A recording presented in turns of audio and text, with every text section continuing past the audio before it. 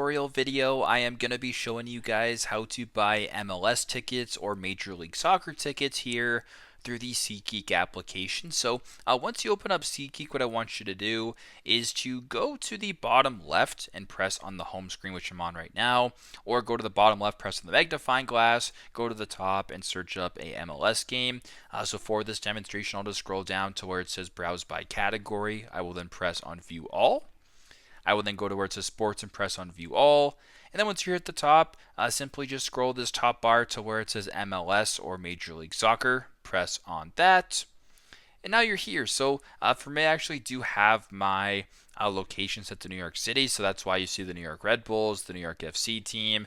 If you were to go to the top right and let's just type in, I don't know, Chicago as an example right here. Press on done. Then we get Chicago Fire FC. And some of those games that way. So very simple, very straightforward. This is how to buy MLS tickets here on SeatGeek.